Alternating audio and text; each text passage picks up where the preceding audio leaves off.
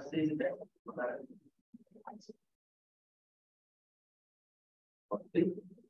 Alô, boa noite. Boa noite, aguamianos, aguamianas. Hoje vamos dar continuidade ao nosso canal de quinta-feira, que é a monitoria, com a doutora Melina. Mas antes eu quero anunciar aqui as novas, a continuidade das palestras, que no dia 19/7, a Comissão de Condomínio Edilício, na pessoa do meu amigo Fernando Maia, que vai palestrar sobre a responsabilidade do síndico e requisito para eleição e destituição. No dia 19/7, no Chega de Café, a doutora Beatriz de Souza Guerra vai falar sobre 6 cláusulas que não podem faltar em contrato de locação. Imperdível essa palestra. No dia 26/7, às 12 horas, também no Chega de Café, a doutora Amanda de Moraes Souza, que já nos prestigiou com uma palestra ao vivo aqui na BAME, vai falar sobre o regime de bens como forma de planejamento patrimonial. Então, essas palestras me parecem serem boas e que a gente deve estar colocando elas sempre na nossa agenda. E hoje, desfrutando não só da capacidade da doutora Melina, mas também da beleza dela, nós vamos hoje ouvir a monitoria sobre o tema da advocacia autônoma ao escritório. Todos já conhecem a doutora Melina, porque é uma pessoa que está sempre conosco aqui na BAME, e do meu lado aqui está a doutora Natália, que também hoje faz parte da mesa, além das pessoas que hoje estão presencialmente aqui na BAME. Então, doutora Melina, a senhora está com a palavra, pode começar a sua palestra, e uma boa noite. Olá.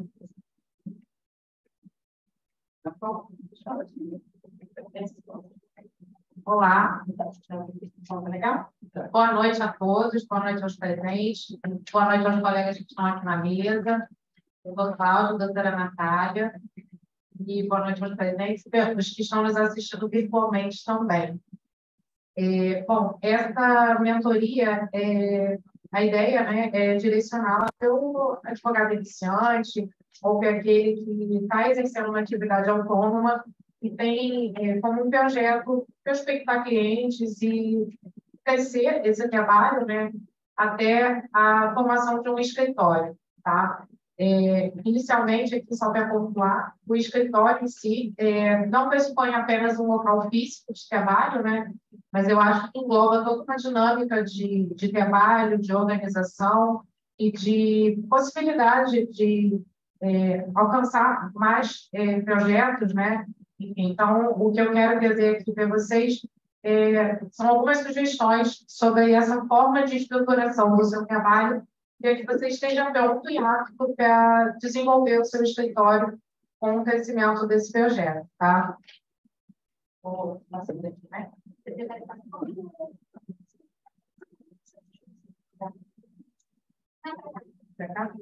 Não, eu vou vendo aqui, né?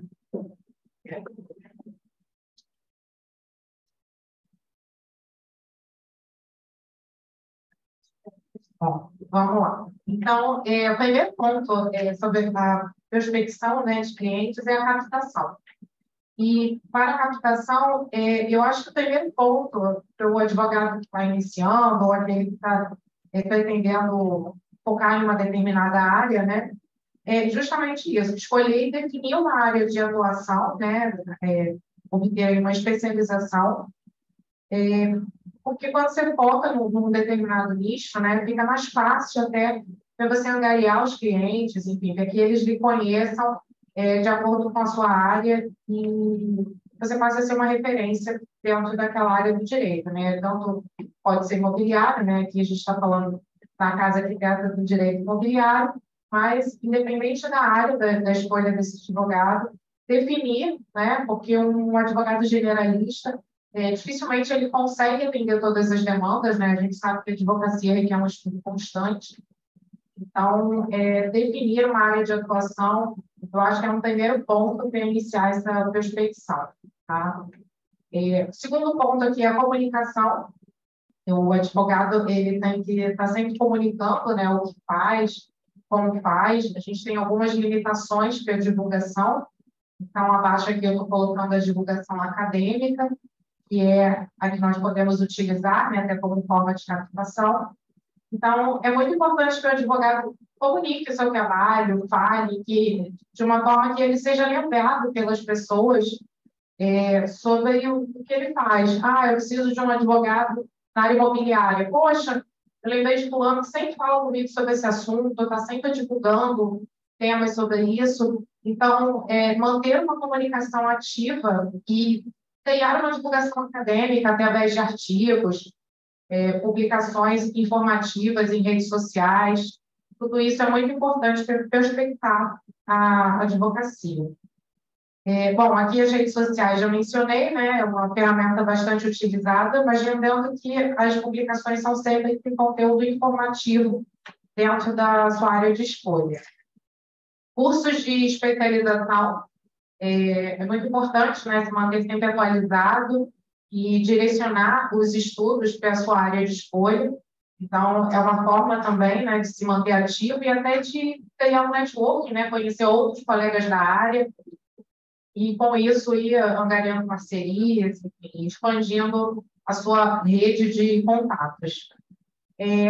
Participar de comissões também é uma boa opção, também pela questão do networking, das parcerias.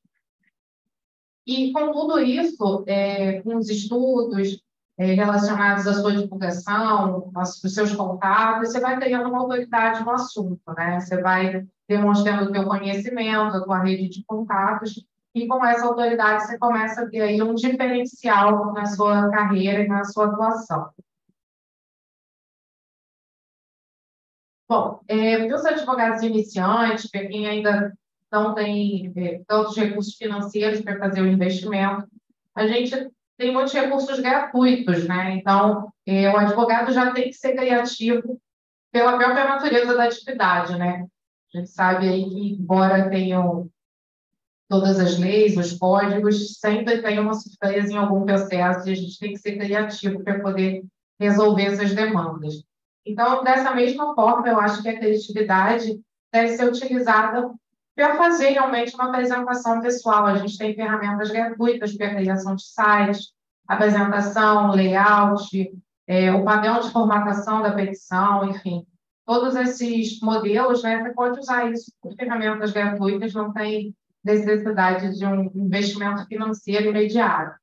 Tá? A gente tem diversos cursos online, o próprio projeto da mentoria, né, que fornece esse tipo de especialização, né, essa comunicação de advogados mais experientes na área, falando para advogados que estão iniciando. Então, a gente tem diversos cursos aí, orientações que são gratuitas também. Tá? E os conteúdos digitais, né, aqueles que já são produzidos também por outros advogados. Então, eu acho que, independente da possibilidade de investimento, a gente tem muito acesso a muitos materiais, né, tanto para apresentação quanto para estudo de forma gratuita.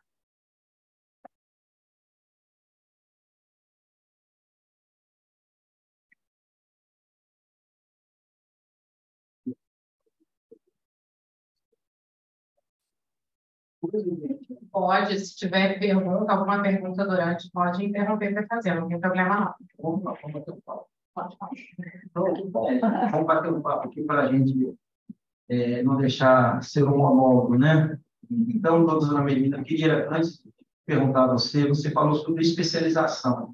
Essa questão da especialização, ela deve ser focada numa natureza jurídica, ou seja, na locação, no auto-sessões, ou a gente focaliza essa especialização na área civil, na área tributária? Como é que você pensa? No gênero civil ou no gênero, ou na espécie de cada um?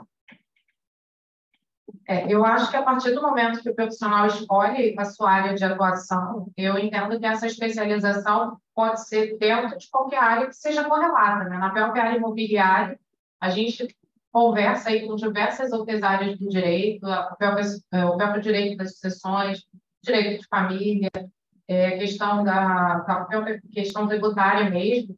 Então, eu acho que qualquer especialização que seja voltada para a sua área de atuação é válida, tá? Independente de ser de uma natureza distinta, o próprio processo civil, ele é utilizado para todas as áreas do direito. Então, eu acho que até o próprio advogado que quer focar numa determinada área, ele vai saber puxar, né, buscar o conteúdo de outros cursos, que vai ser aplicado efetivamente na sua atividade prática. Outra questão que eu quero levantar, aqui, ó, a gente está sempre conversando, você fala sobre redes sociais, a divulgação de redes sociais. Essa divulgação de redes sociais, você hoje em dia, com o seu conhecimento, qual que você indicaria, qual é a que hoje mais tem contato, que as pessoas mais observam essas questões das redes sociais e que a gente possa colocar como prioridade para quem quer lançar a sua carreira jurídica no mercado? Eu acho que a questão da rede social, a Natália pode até falar um pouquinho, que a Natália é super ativa nisso, mas a impressão que eu tenho a gente tem redes sociais distintas para públicos distintos, né? Então, eu acho que a escolha da rede social que vai ser utilizada tem a ver com o público que a pessoa quer alcançar. Então, por exemplo, a gente tem a rede LinkedIn, que é uma rede mais corporativa, né? A gente tem as redes sociais mais sociais mesmo, que são o Facebook e o Instagram, que são comumente mais utilizadas, inclusive por ferramentas como lives, como o projeto das lives que a gente tem aqui na banda. Então, eu acho que todas as ferramentas são válidas, né? Mas você vai ter que definir o público que você quer alcançar. Para uma finalidade mais acadêmica, por exemplo, a gente tem esses sites que fazem pesquisa de jurisprudência, publicação de artigos. Então, também são redes, né, que você pode divulgar o seu trabalho e buscar e alcançar o público que você quer atingir com o seu trabalho. Boa noite a todos. Vamos dar uma chance aqui agora para a doutora Natália, né? Senão e ela vai também nos ajudar a destrinchar essa questão das redes sociais. Natália, com você. Vai ser um prazer. Boa noite a todos, né? Eu já aqui fiz várias anotações sobre o que a Medina está aqui comentando, porque acho que ela tocou em vários pontos muito importantes, que eu também trabalho em algumas mentorias, que eu tenho dado até algumas mentorias de pessoas que me procuraram pelas redes sociais. Eu não sei se vocês estão olhando aí, eu estava aqui filmando, tirando foto aqui do cafezinho, do meu nome na mesa, porque isso vai para a minha rede social. Eu mostro o que eu estou fazendo todos os dias na minha rede social, e isso me traz clientes o tempo inteiro. Porque eles estão vendo que eu estou trabalhando, estão vendo o que eu estou fazendo. Então, essa é uma excelente forma de captação. Foi a primeira coisa que a Medina falou aqui. Então, a gente tem que ser visto, as pessoas têm que saber o que a gente faz. Se alguém na sua família, entre seus amigos, não sabe que você é advogado, tem algum problema. Todo mundo tem que saber que você é advogado. Aonde você vai, você tem que dizer que você é advogado. Na igreja que você frequenta, todo mundo tem que saber que você é advogado. No salão de beleza, aonde for, você tem que dizer que você é advogado. E, óbvio, quando eu estava no Uber vindo para cá, eu falei que eu era advogada, já troquei no contato e ele já está me seguindo aqui no Instagram. Então, a gente tem essas oportunidades de mostrar o nosso trabalho o tempo todo. E a rede social é uma excelente forma de a gente expor o nosso trabalho. A gente consegue se aproximar através das redes sociais, gerar conexão através das redes sociais, porque é engraçado, mas as pessoas contratam a gente não pelos motivos formais que a gente imagina. Eu tenho aqui no meu currículo uma pós-graduação, tudo isso que a gente coloca lá nas redes sociais para poder captar um cliente. Não, a decisão ela é emocional. As pessoas contratam você porque elas se identificam com você. É um cafezinho que eu publico nas minhas redes sociais, a xícara que a pessoa gera uma identificação. Então, por motivos assim, mais bestas, assim, que você às vezes não imagina, aquilo gerou uma conexão com você e as pessoas elas vão justificar com outros meios de dizer por que está te contratando, mas muitas vezes é uma decisão emocional. E por isso é importante você estar ali, e é importante estar em outros meios também, dependendo do cliente que você quer atingir, como foi bem pontuado aqui pela menina. Por exemplo, a gente utilizar, a gente ser buscável no Google é uma excelente estratégia, porque todo mundo, quando tem um problema, joga no Google. Como é que resolve aquele problema? Então, publicar artigos para sites em que você aparece solucionando o problema do seu cliente é uma excelente estratégia para você ser buscável, ser localizado através ali da internet, através desses meios. E até vou aproveitar para falar que agora esse novo projeto que a Alane está trazendo, né, que é a Alane 4.0, vai falar bastante disso, porque a doutora Alessandra Ávila estava com realmente essa intenção de trazer cada vez mais essas ferramentas para cá, né, para a Alane entender como é que funciona, como é que a gente utiliza toda essa modernidade, tecnologia a favor da advocacia. Então, vou até nem alugar, senão não deixa a Juliana continuar aqui. Não, perfeito, as elaborações estão perfeitas. E é bem isso mesmo, né? O papel do advogado é falar, expor o seu trabalho, e é uma relação de confiança, né? Como a Natália falou, a pessoa vai te contratar porque se identificou com você, né? Então, ela não necessariamente vai olhar todo o seu currículo, né? Embora o advogado tenha que ter um bom currículo, mas é uma relação realmente de confiança e de contato, né? O advogado é aquela pessoa que numa roda de amigos, numa mesa de bar, está fechando uma consultoria ali, que na verdade vai virar um novo cliente. Então, é bem isso mesmo, né? O boca a boca é o que faz o nosso trabalho acontecer. Bom, voltando aqui, queria falar um pouquinho dos recursos financeiros, né, no início dessa captação, porque a gente sabe que os processos eles demoram, né, um pouquinho, para não dizer bastante, e a justiça está realmente soberbada. Então, o advogado que está iniciando, eu trouxe aqui algumas opções que eu entendo que são uma forma de uma renda mais imediata, né? O advogado também tem que se manter, muitos processos são por êxito, então o advogado só vai receber o final. Então, inicialmente a consultoria, né? Eu defendo sempre que o advogado ele tem que cobrar a consulta, o advogado não pode dar consultoria gratuita, até porque são anos de estudo, anos de dedicação, atualizações constantes. Então, é um investimento muito alto, né? O advogado conseguir resolver qualquer questão ou dar uma resposta imediata, aquilo ali é fruto de anos de estudo, né? Nada é imediato, assim. Então, a consultoria é a primeira forma de angariar os recursos. A advocacia extrajudicial, que é muito falada aqui também, na BAME, né? A gente já trouxe excelentes profissionais da área notarial, tabeliões de cartório.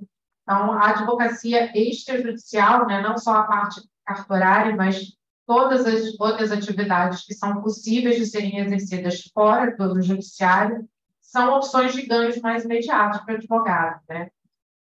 Diligências e correspondência aí com outros colegas, né? Às vezes tem um advogado que é de São Paulo, precisa de alguém de confiança aqui no Rio para fazer algum trabalho. Então, é uma forma também de obter aí um recurso mais imediato, tá? E fazer sempre boas parcerias, né? Quando você está atuando numa determinada área, de repente foge um pouquinho, por exemplo, a área imobiliária tem uma demanda que envolva direito trabalhista, e você não é especialista nessa área. Então, até para te poupar tempo, né? Porque quando a gente fala com um especialista, ele tem de pronto ali uma ideia do que fazer, o caminho a seguir, mas quando é uma área totalmente diferente da sua, que você não domina, ainda que você pare para estudar, você vai demorar muito mais do que um especialista naquela área para poder obter ali alguma opção, alguma solução. Então, buscar boas parcerias com profissionais de outras áreas, né, também é uma forma ali de conseguir atender as demandas, né, porque, como a gente está falando aqui, é uma relação de confiança.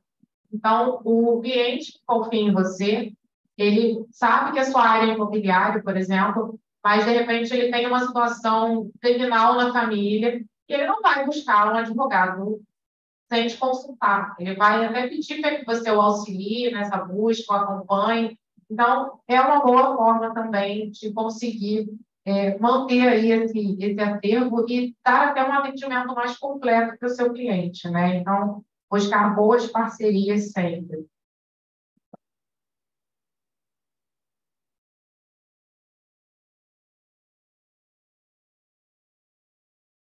Bom, aqui já passando um pouco pela estruturação, né, de um possível escritório, seja ele físico ou virtual, eu acho que o primeiro ponto que a gente deve ter em mente, independente do tamanho, né, é a organização, tá? Não importa aqui a quantidade, a organização é o ponto inicial, quer dizer, você tem que estar pronto para crescer a qualquer momento. Se você não tiver uma boa organização, de repente você pode receber uma oportunidade e não ter condições de atender por uma falta de organização.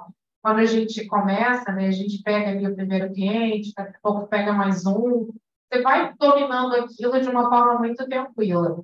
Mas o que eu quero alertar aqui para quem tem interesse realmente em criar uma estrutura, né, já começar do início. Pode ser um cliente, podem ser dois, mas você já tem que estar com a cabeça voltada para esse tipo de organização, porque quando chegar no momento que você vai precisar dela, se você não tiver iniciado essa estrutura, você não vai dar conta. Você vai ter que parar para retomar todos os procedimentos para poder se organizar, e aí com isso você pode perder uma boa oportunidade. Então, alguns pontos de organização que eu queria destacar aqui é a questão do arquivo. Manter sempre o seu arquivo organizado.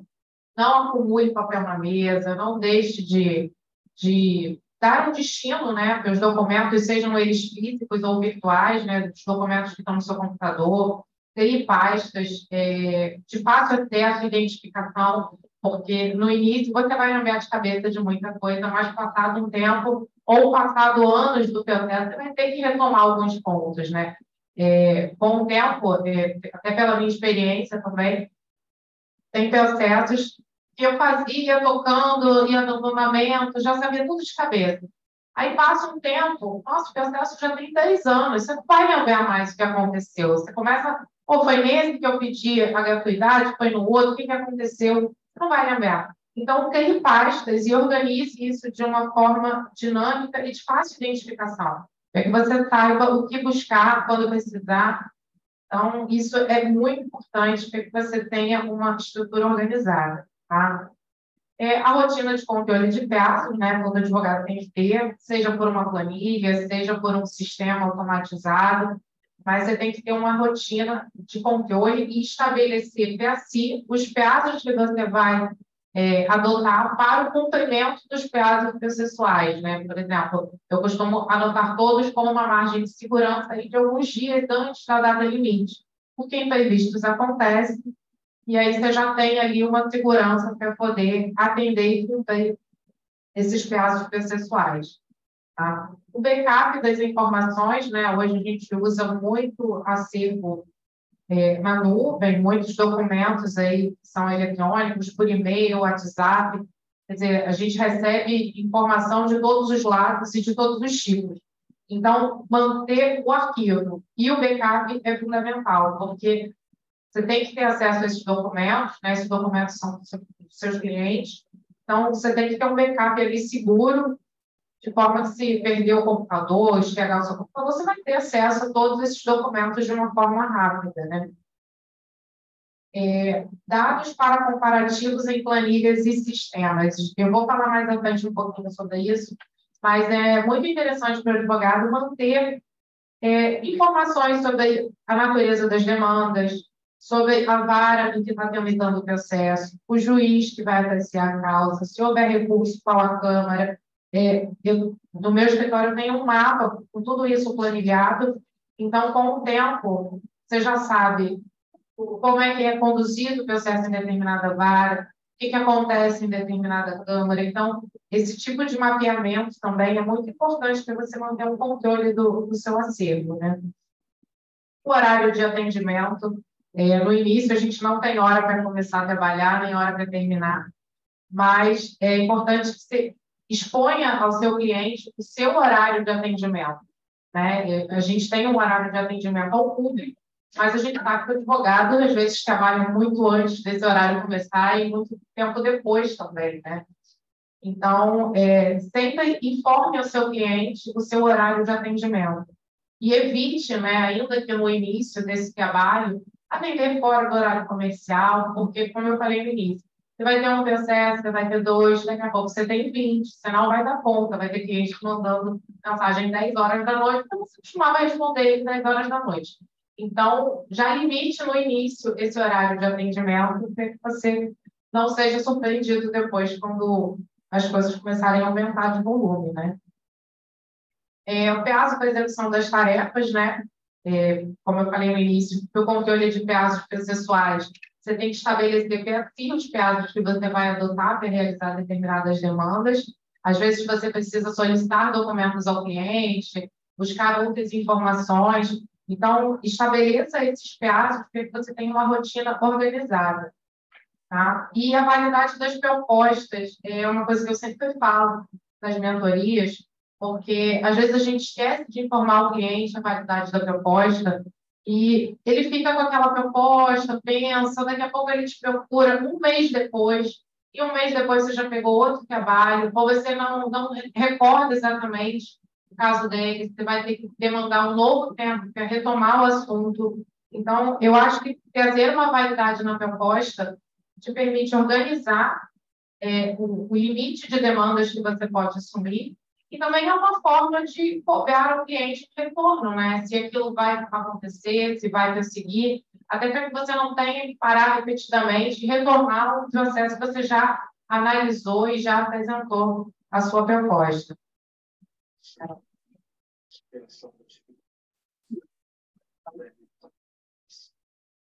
Mesmo quando os nossos problemas são grandes. Bom, gente, dito isso, com a organização vem a administração do tempo, né? Ela só é possível com a organização. Então, de uma boa administração do tempo, eu entendo que você deve otimizar suas tarefas, né? Gerenciar todas essas rotinas. E é importante que você pense que o escritório ele tem que funcionar como se ele não dependesse de você, tá? Ou seja, a forma que você estrutura e organiza tem que ser algo acessível para qualquer pessoa que interesse. De repente, você precisa contratar alguém, as informações têm que estar de fato certo, né? Para você, a qualquer momento, poder inserir uma pessoa para te ajudar. Não tem que ser o tipo de arquivo que só você saiba onde está. As pessoas têm que ser algo intuitivo, né? Você tem que gerenciar isso de forma que você consiga trazer aí novos colaboradores sempre que seja necessário. Então, um checklist para ajuizamento de ações é algo que eu acho bem interessante, porque é uma forma de trazer um controle ali, evitar qualquer erro. A gente sabe que erro em ajuizamento pode resultar na inércia da inicial, então fica ruim para você, fica ruim para o seu cliente, para o seu colaborador. Então, eu acho que ter um checklist torna isso mais fácil, né? E mais seguro também, né? Criar formulários para consultas, a depender da área que seja o trabalho, ter aí um registro do que foi dito, do atendimento que foi feito, né? Ter um formulário já pronto para isso, para que possa ser facilmente utilizado. Modelos de relatórios, né? Já criar os seus modelos de relatórios para os clientes, já deixar isso pré-definido. Tópicos para pedidos específicos. Com o tempo e com a especialização, a gente vai vendo que as demandas, elas têm determinados pedidos, determinados tópicos que eles se repetem.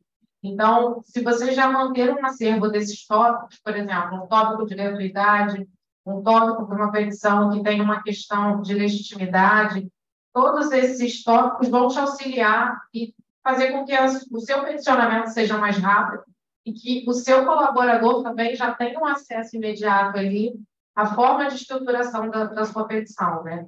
Então, eu acho que criar esse acervo de tópicos é interessante e depois você vai atualizando, vai verificando ali o que vai mudando, isso facilita muito no dia a dia, tá? Manter um acervo de jurisprudência, pesquisas, né? Toda a jurisprudência que é utilizada, as pesquisas que são feitas. Eu acho legal você ter uma pastinha ali no computador e juntar isso, nomear direitinho, para que você tenha o seu próprio acervo, né? Você já teve o trabalho inicial de buscar essas decisões para uma determinada petição, para uma determinada consulta, mantenha aquele acervo salvo ali, até para você lembrar o porquê que foi dada aquela orientação naquele momento. A gente sabe que as decisões elas mudam com o tempo, então eu acho que manter esse acervo aí te dá uma segurança também do que foi passado, como que foi passado, até para você ir acompanhando a evolução do caso.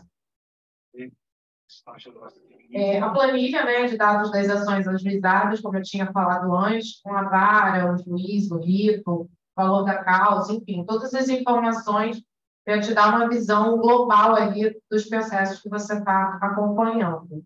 Tá? E o controle de documentos dos clientes, né? Controlar ali se você tem todos os documentos necessários, o que está faltando, o que você precisa pedir, com qual antecedência, identificar se esse cliente demora de responder, enfim, ter esse gerenciamento aí do todo no escritório.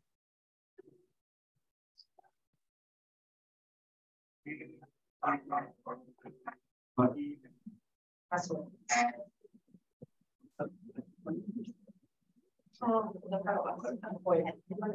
Tá.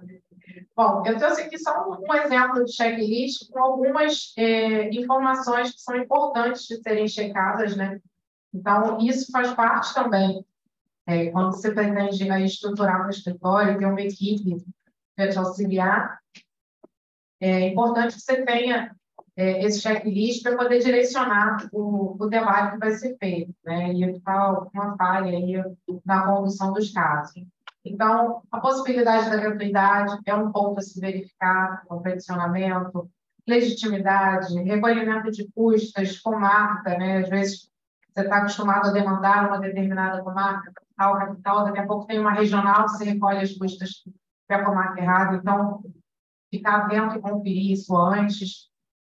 Foro competente, se tem foro de eleição, se é da situação da coisa, prescrição e decadência, verificar antes, né, de ajuizar uma ação, se já ocorreu algum desses fenômenos, jurisprudência, analisar as preliminares, acumular pedidos, se compensa acumular os pedidos ou não, é uma coisa, às vezes, que a gente não se dá conta, né, a possibilidade da acumulação dos pedidos, nem sempre pode ser o melhor a depender da causa. Então, é uma questão a se analisar também.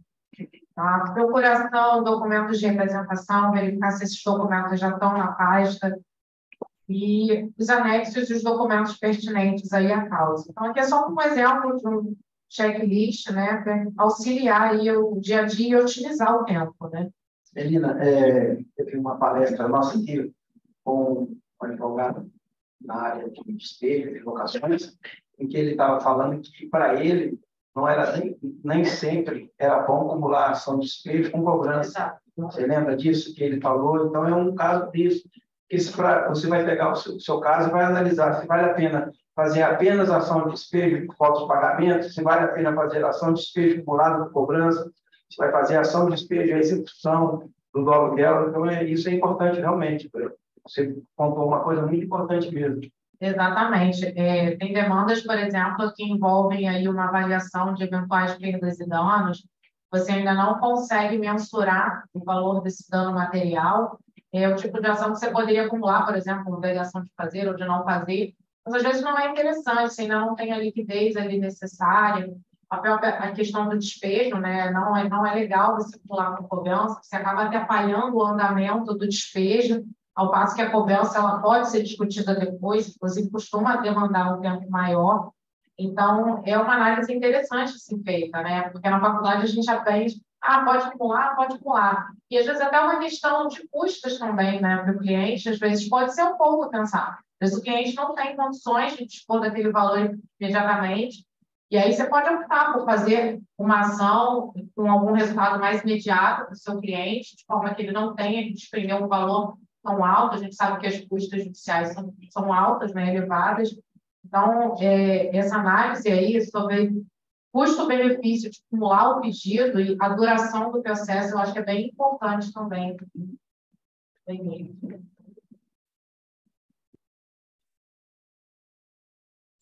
Bom, aqui é só uma reflexão, né? O impacto do controle e do domínio para o crescimento da produtividade, né? A automatização de procedimentos possibilita o imediato ingresso de um colaborador, bem como o melhor gerenciamento das demandas, sobrando tempo para a prospecção de clientes e estudo. Ou seja, você tem um escritório, né? E aí eu falo sempre, né, gente? Escritório, a partir do momento que você começa a trabalhar de forma autônoma, você está caminhando para ter um escritório, seja um espaço físico, seja um meio virtual, mas escritório no sentido de acervo, né? Da quantidade de processos aí que você vai comandar. Então, ter essa organização, ter o arquivo, esse controle todo vai te dar um domínio é que você esteja pronto para crescer a qualquer momento. Quer dizer, você tem uma estrutura já montada ou direcionada para que ela possa crescer gradativamente. Isso é muito importante para você colocar aí um colaborador, para você conseguir pegar novos projetos. Bom, precificação, né? Muita gente me pergunta sobre a precificação e mentoria. É a pior parte, mas o que eu sempre falo, assim, eu acho que ninguém pode dar o preço no trabalho do outro, né? Então, eu acho que o importante é que você domine o seu trabalho, você entenda o tempo envolvido por cada tipo de demanda. Você sabe, por exemplo, quantas horas você leva para analisar um processo? Se for um processo de 2 volumes, você vai levar quanto tempo?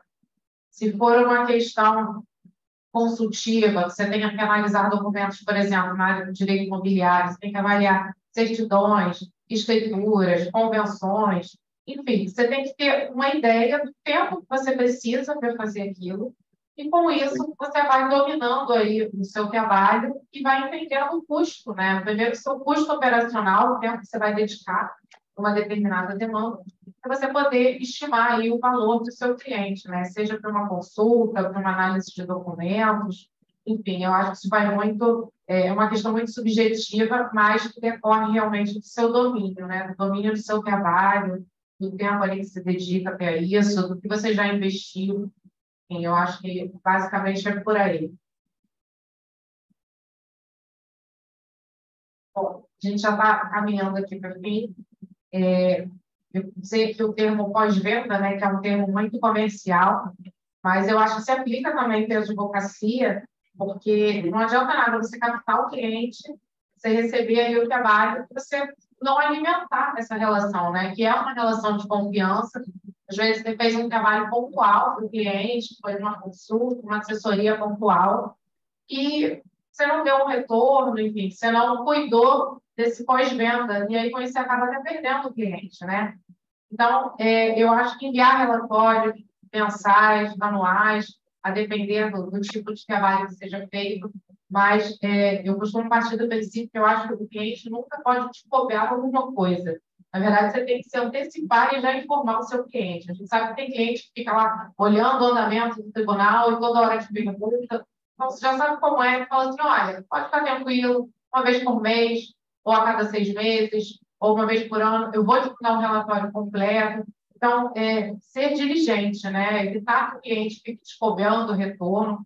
Eu já tive muitos casos de clientes me procurando, querendo que eu assumisse uma causa que já estava com um advogado, simplesmente por falta de contato. Às vezes não era nem uma má condução do processo, o advogado estava fazendo o trabalho dele, mas era um advogado que não gostava de conversar com parte, não gostava de dar satisfação. Então, eu acho que esse contato, após o início do trabalho, é muito importante para você manter e dar continuidade a essa relação que foi iniciada, né?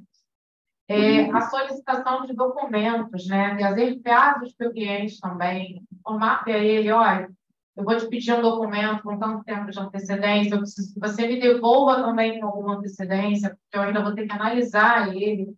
Então, esse tipo de combinado, né? Evita ruído de comunicação e até um desgaste na relação com o cliente, né? O processo dura algum tempo. Então, a gente tem que pensar aí nesse contato durante todo esse procedimento. E aqui a segunda fase da captação. Eu acho que depois que você já tem o domínio, que você já começou aí a manter um acervo, você vai começar a poder fazer, por exemplo, uma análise de risco, né? Do tempo, até tanto para o cliente quanto para você. Primeiro, apresentar para o cliente se vale a pena realmente ter aquela relação, o que ele vai gastar para fazer aquilo, tem custos processuais, eventual perícia. Então, fazer essa análise de risco e para si também, né? Para ver se vale a pena assumir aquela causa naquele momento, se você já não tem outras demandas. Então, eu acho que isso, com o tempo, né, fica mais fácil de identificar e definir isso. Aplicação dos dados, né, que você já alimentou ali na planilha, então sempre consultar. Por exemplo, você já pode, até de uma forma diligente, poxa, o processo caiu na vara tal, olha, eu já tenho alguns processos nessa vara, eu sei que ela está realmente com dificuldade, tem um atraso aí, o processamento dela tem um atraso de alguns meses. Existe até uma forma de consulta no site do Tribunal de Justiça, você consegue ver as demandas represadas por vara. Ele tem ali todas as demandas de sentença. Site, sabe? Tem no site do PJRJ. Mas você sabe dizer mais ou menos? Eu não conhecia, sabe? Tem. Eu já até mandei para o cliente no relatório. Depois tá. Isso é bem interessante, porque às vezes o cliente acha que o processo não está andando porque o advogado não está sendo diligente. E às vezes a demanda está represada na vara, por algum motivo, alguma troca de juiz, enfim. E o TJ tem essa divulgação, isso é público, né? A gente tem que saber realmente, até a própria parte pode consultar, mas você, como advogado diligente, que quer manter ali, você pode apresentar esses dados para ele, né? Inclusive, esses dados, menina, eu acho que é bem interessante para a gente precificar também, porque você tem uma ideia de quanto tempo, mais ou menos, aquela sua dúvida. Então, você faz a consulta lá para o processo por vara, aí você vê, vai durar no mínimo 3 anos para eu estar aqui. Então, você já vai quantificar, pensando que aquele cliente vai ficar com você 3 anos.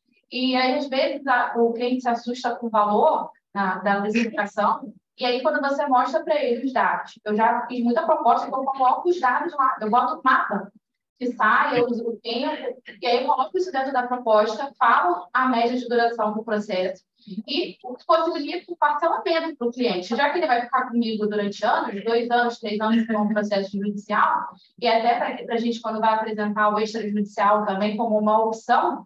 Quando você compara o tempo que ele vai ficar, o que ele vai gastar no judicial, às vezes ele fica mais interessado ainda com um procedimento extrajudicial que vai trazer até um valor muito melhor para você, se você for contar o tempo trabalhado, o tempo que o processo vai durar. Então, eu acho que é uma boa ideia de utilizar para colocar na proposta e para utilizar na precificação. Com certeza. Não só na proposta, Natália, você falou, é muito importante realmente para poder quantificar e mensurar o seu tempo, mas nos relatórios também, né? Trazer ali no relatório todos os atos que foram praticados no processo e mostrar para o cliente como está a demanda na vara, porque às vezes o processo está andando até mais rápido do que a demanda represada que está na vara, e o cliente só vai entender isso quando se apresentar os dados para ele, né? Então, eu acho que tanto os dados de consulta do tribunal, como os dados que você mesmo vai construindo ao longo do seu trabalho, né? Que você vai colocando ali na planilha, que você vai trazendo. Eu acho que isso é muito importante na segunda fase. Melina, você falou sobre pós, mas eu te pergunto, e o pós-processo? Como é que a gente trata o nosso cliente após o processo? Você tem alguma dica para nos dar sobre isso? Como é que a gente pode manter aquele cliente sempre conosco? O que você pode dizer? Olha, eu acho que isso tem muito a ver também com o segmento, né? Com a área de atuação do advogado. Mas, falar no meu caso, por exemplo, que é direito imobiliário e condominial. Nos condomínios, isso se torna até mais fácil, porque os condomínios têm atividades cíclicas, como eleições, alguns atos da gestão que ocorrem com uma certa periodicidade. Então, eu tenho um controle dessas datas, né? Data de eleição, por exemplo, enfim, determinados casos lá que eu já acompanhei com relação a alguns serviços que o condomínio faz.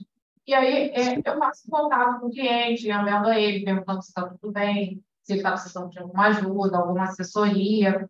E uma outra forma, que aí eu acho que serve para qualquer área, é manter o seu cliente informado sobre as atualizações legislativas, sobre o caso que você já atuou, sobre uma área que seja de interesse dele, notícias, toda essa publicidade informativa realmente acadêmica. Eu acho que é uma forma de você manter o contato com o seu cliente e fazer com que ele se lembre de você se ele precisar de alguma coisa, né? Vou até aproveitar para dar uma dica, falando assim de pessoa física, né? Porque eu trabalho com o registro civil das pessoas naturais, então lido muito mais com pessoa física. E é interessante, parece assim pequeno, bobo, né? Você saber o dia do aniversário do seu cliente. Você manter ali ele na sua rede de contatos, você mandar um e-mail para ele. Então, até acabou o processo, mas chegar lá no dia do aniversário dele e você fala: parabéns, feliz aniversário. Eu tenho cliente de direito de família que eu fiz uma arte, mandei para o meu cliente, Dia dos Pais. Ele ficou tão feliz com aquilo porque ele recebeu uma arte dizendo que ele era um ótimo pai. Então, isso é uma ótima forma da gente manter contato ali com o cliente, né? Receber um e-mail seu no escritório. Eu acho que é assim, uma dica boa, porque as pessoas elas ficam muito felizes de receber esses contatos, assim, essas lembranças. Lembrar da data do aniversário, com certeza é importante. Com certeza. Como a doutora Priscila falou aqui, quem não é visto não é lembrado, né? Então, a gente tem que se fazer presente ali, mesmo depois do processo, manter ali aquele contato, né? Se mostrar disponível, porque a gente espera que nada dê errado, mas quando acontecer, ele tem que se lembrar, né, do advogado que o assessorou, enfim, saber que você está ali pronto e atualizado, né? Mas eu até acho que a melhor forma é o serviço bem prestado, porque o cliente ele volta, porque ele teve um bom serviço. E isso que a Melina falou sobre o relatório, acho que é a forma que eu tenho de estar mais presente ali com o cliente, de ele entender o que eu estou fazendo. Porque até quando ele não está vendo, se eu estou num processo extrajudicial, um procedimento administrativo, ele sabe o que eu estou fazendo, porque eu envio o relatório para ele. Então, ele sente até que está participando. Eu achei muito legal quando terminei um procedimento de registro civil com o cliente, ele mandou um e-mail falando que o atendimento tinha sido excepcional, ele tinha ficado muito feliz, que ele ia indicar para toda a família fazer retificação também, do restante da família. Então, o cliente que ficou satisfeito por causa dos relatórios, e ele falou assim para mim, adorei o nosso trabalho conjunto, ele sentiu que estava participando. Então, isso traz o cliente para perto do seu trabalho também, e com certeza um bom trabalho vai fazer ele retornar para você, e claro, manter esses contatos. Pode ser até virtual, você pode criar um e-mail automático que você envie, que você mande lá para os seus clientes, e você já vai estar mantendo aquele contato ali com ele. Perfeito. Só mais um ponto aqui da segunda fase, né, que eu acho que isso é para o momento, quando você já está com um volume maior aí de trabalho, é a questão do seguro de responsabilidade civil. Eu acho que isso é muito importante para nós, como profissionais liberais, né, a maioria trabalha de forma autônoma. Então, existe seguro de responsabilidade civil para advogados.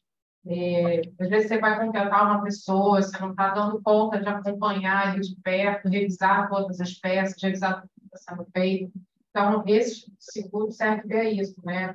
Uma eventual questão aí que aconteça, a gente sabe que falhas acontecem, a gente trabalha, estuda e se prepara para que não ocorra, mas pode acontecer. Então, é uma boa opção também, até de repente, se um cliente está seguro, porque é uma causa com valor elevado. Então, isso tudo pode ser tratado, né? E é bom saber dessa possibilidade e buscar realmente, se for o caso, já se precaver e fazer um seguro, até se for o caso realmente no escritório, né? E aqui eu coloquei a questão da necessidade do espaço físico. A gente tem, a depender do caso, por exemplo, eu tenho clientes que eu nunca vi pessoalmente. Agora eu tenho um escritório com espaço físico, mas tem clientes que não têm necessidade de ter esse contato, né? Ele fala com você, ou vem indicado por uma pessoa, você apresenta uma proposta, ele topou, você vai tocar o processo dele, vai falar virtualmente, somente, né? Então, eu acho que é importante que o advogado que está iniciando, ele perceba, né, tenha sensibilidade aí de ver o que o cliente dele está buscando. Porque os clientes não fazem questão, não têm necessidade desse atendimento imediato, porque você não precisa ter um local físico. A gente tem vários espaços aí de coworking, você pode alugar por hora, vai fazer uma determinada reunião. Ou, se for o caso, sim, a própria OAB tem o escritório modelo para utilizar. Então, eu acho que é uma avaliação que vai da demanda, né, e da necessidade realmente desse atendimento. Se a pessoa precisa sair de casa, deve ter um local para trabalhar, mas eu acho que isso tem que ser avaliado aos poucos, né, para poder observar a necessidade realmente de ter um espaço físico ou se manter de forma virtual ainda por algum tempo. A Luciana já fez duas perguntas aqui no chat sobre se você vai disponibilizar esse slide para nós. Aí eu queria já responder para ela, que já ela está perguntando por duas vezes. Sim, tudo bem, pode perguntar. Luciana, está respondido, tá? Obrigada. Pode passar.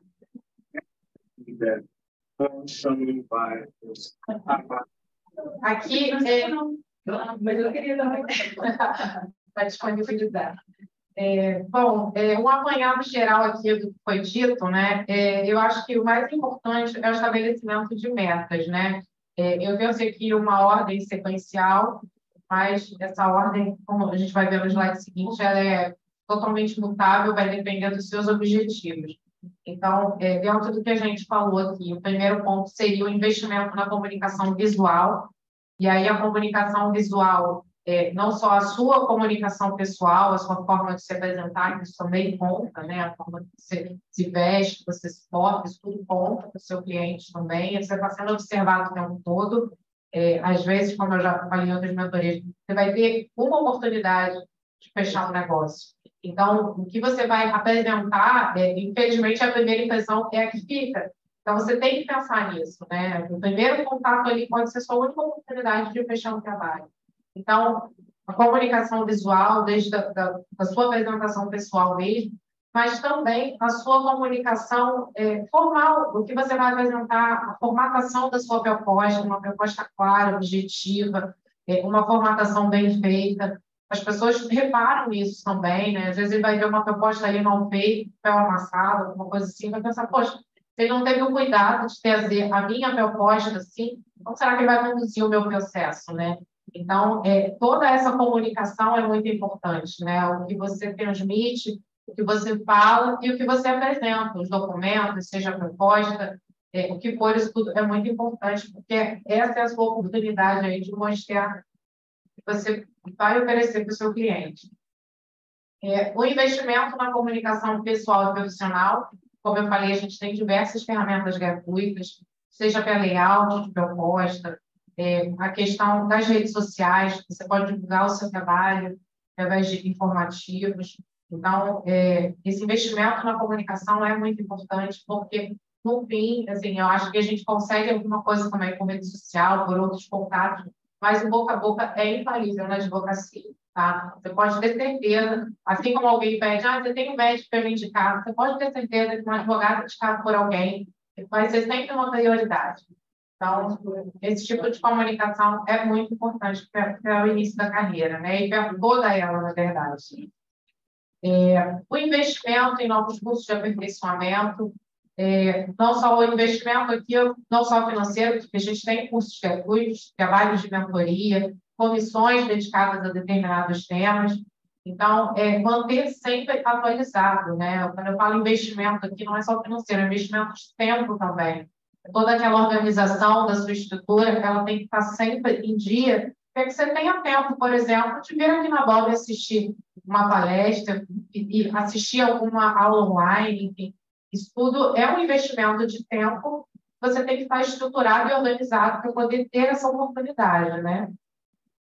E aí, o investimento no local de atendimento, né? Como eu falei, analisar diante do controle que foi feito se esse local vai ser físico, vai ser virtual, parcialmente físico, se você for alugar um espaço de atendimento. Não se preocupe tanto com o escritório em si, né, com a estrutura física, porque o seu trabalho é que tem que aparecer primeiro, né? Isso vai valer mais.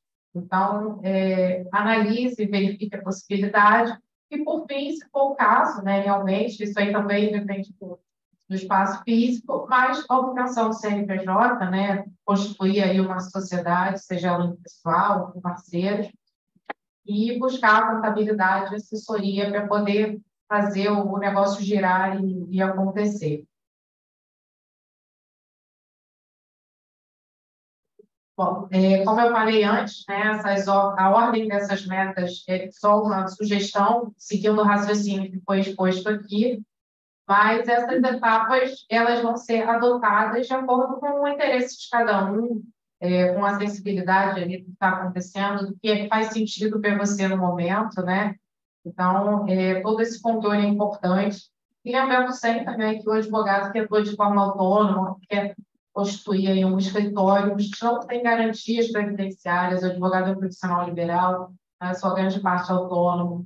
Então, você tem que pensar em fazer a sua reserva, se organizar, para você poder manter aí o seu capital de giro e poder continuar prospectando clientes e crescendo, né?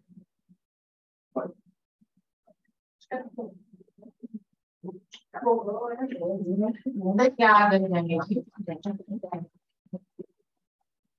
Bom, eu espero ter ajudado se alguém tiver alguma pergunta, alguma dúvida, mas foram algumas dicas aí do que eu aprendi com a experiência, né? Eu acho que os erros, a gente às vezes dá muita importância para eles, mas eu acho que a importância que a gente tem que dar é que eles são inesquecíveis. E através deles a gente vai melhorando e evoluindo. Melina, a palestra foi excelente. Eu queria saber do doutor Emílio, do Fernando, da Luciana, do Antônio Augusto, do Marcelo, do Etevaldo, se tem alguma pergunta para a doutora Melina, aproveita que está na hora da gente fazer a pergunta. A nossa presidente apareceu, porque a nossa presidente está como IPEC, né? E não está como presidente, né? Então, não sabia que era ela, né? Então, Está com pseudônimo? está com pseudônimo escondido aí. Então, se ninguém mais tem alguma pergunta, eu vou dar a palavra para a presidente para ela bater um papo conosco. Faz encerramento. Faz o encerramento, doutora Alessandra. Eu estou aqui esperando a reunião de condomínio e, infelizmente, eu não pude estar aí prestigiando a doutora Melina Luna e tenho certeza que foi uma excelente mentoria hoje e estou aqui aguardando. Aí eu falei assim, não, acho que eles ainda devem estar no ar, vou lá dar minha presença para a doutora Melina Luna. E estou vendo que foi um sucesso.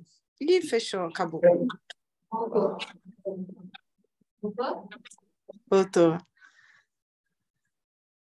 Voltou. Minha querida presidente, obrigada pela sua presença. Olha, só saber que você está esperando uma reunião de condomínio, isso aqui já podia virar um pinga-fogo, hein? Verdade.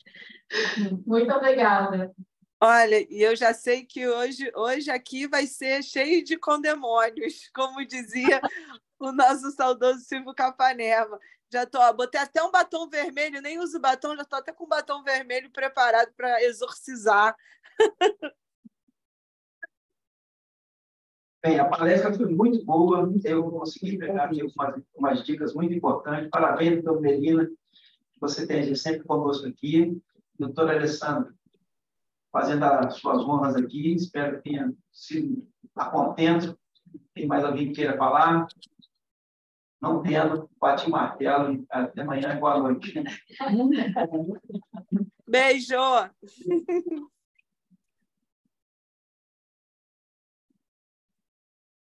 Tem bastante.